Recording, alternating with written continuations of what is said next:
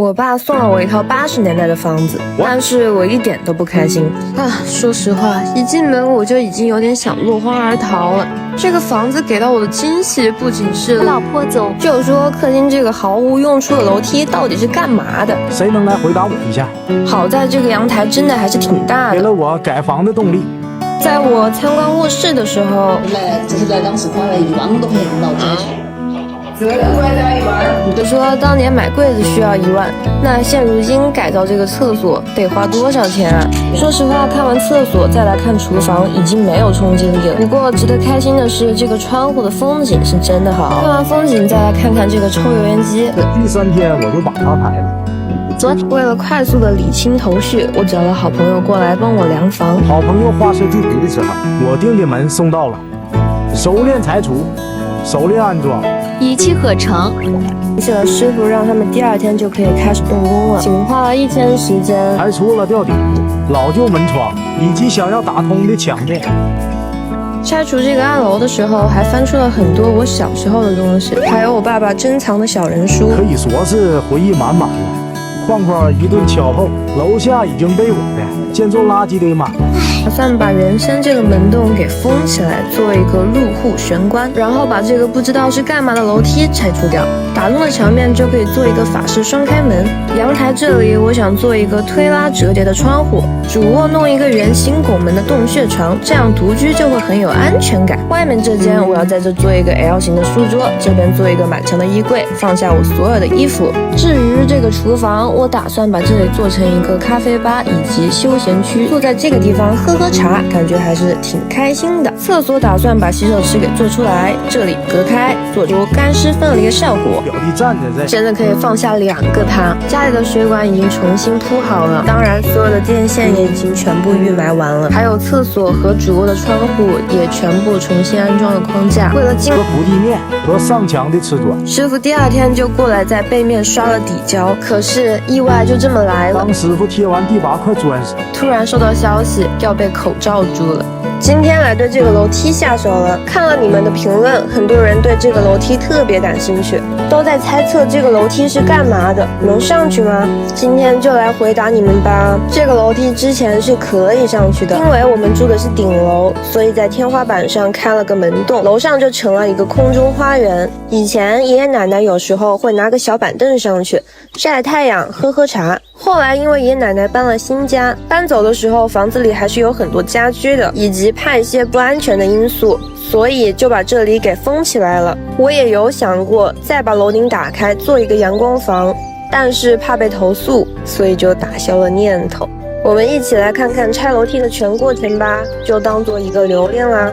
楼梯拆完了之后，客厅真的宽敞了1倍，有没有？空出来的门洞就是做法式双开门的地方。过去12天了，今天泥工终于能进场了，终于能在那8块砖旁天崩地瓦。拆这个环节是终于结束了，接下来就是各种拼。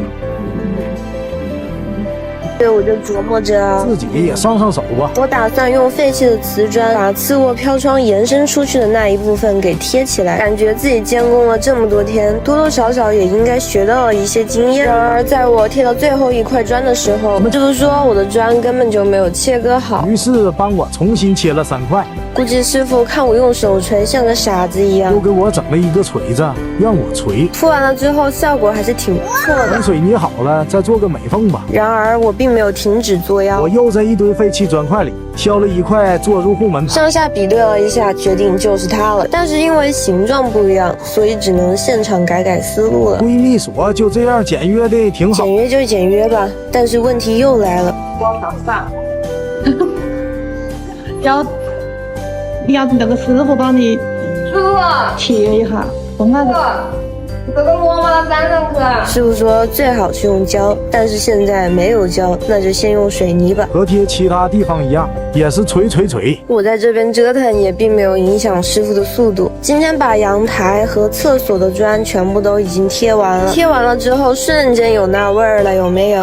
但就是我想问一下，这个露出来的水管我该怎么办呢？在线等一个答案。好啦，我们下期见啦！过水泥的一天，装修真的会碰到很多破事，比如说我的阳台下水管被一块陈年水泥堵住了，师傅又是钻头又是高科技，搞了一上午才疏通成功，才能顺利的在下午做完了防水。再比如说，我挑了一早上的地砖，泥工却突然的罢工了。由于地上大大小小的建筑垃圾，让泥工无法正常的铺水泥，我只能自己上手把它们给清理完了。只要我不拖延，就能让泥工加快进程，也好让我心心念念的木工环节快点开始。弄了半天，发现做清洁也真的挺累的。好在终于弄完了，泥工也可以开心的开始他的找平工作了。既然已经是一身灰了，反正闲着也是闲着，干脆把阳台外墙的墙灰给清理掉算了。老墙是真的很难清理，特别是还是石头墙。等我清理完所有的墙灰，自己动手改造的第一天，我把建材市场搬回了家。就是说，如果你有一个金牛座的木工师傅，他会带着你去采购，并且用最少的价格买下最好的材料。如果你的木工师傅还是个全能，他会在木材还没有送到的时候，要你去买2包白灰。他会跟你说，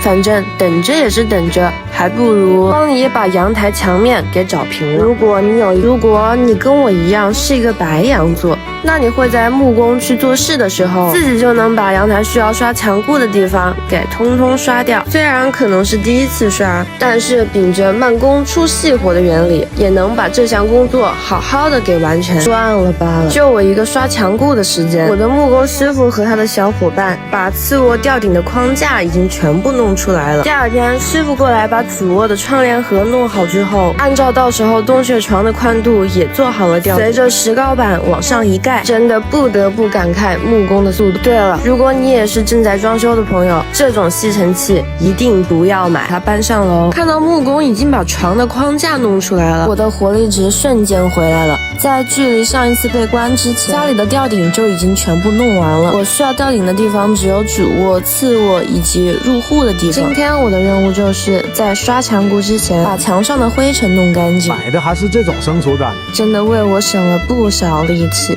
强烈推荐。弄完一个房间，一定要把上面，但是不能影响工作进度，犄角旮旯也不能放过，但就是喜欢边工作边聊天。我肯定比你多了。没办法，我今天直接来装修，我觉得怎么好使。打扫完最后一个地方，我的床也做完了，真的再次表扬我的木工师傅，真的太牛了。在没关之前，那个天气是真的很好，现如今这个天气居然让我见到了10几年都没见到的冰柱，所以再次提醒你们注意保暖哦。好啦，我们下期见啦。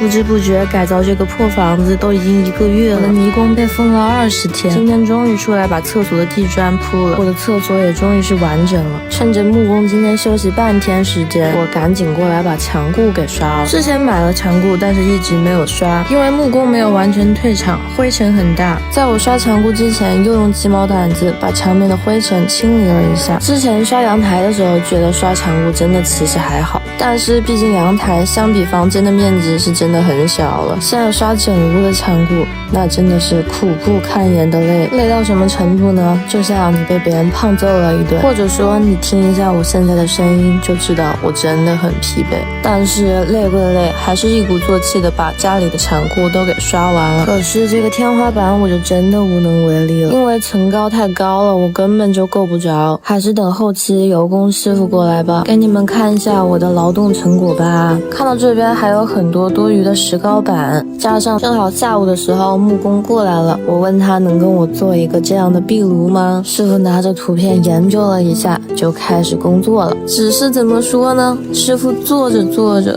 然后跟我说他有点晕，于是在这个壁炉2/3的在我96平的老破小终于开始刮墙灰了。从10月28号开始动工，现在终于能看到一点胜利的曙光了。次卧装空调的地方我做了一点小小的设计， L 型的书桌也是直接做了悬浮式的，木工师傅是直接把桌子嵌在了墙里面。油工师傅说现在只是刮灰，等把腻子刮完，墙面打磨完还得10几天。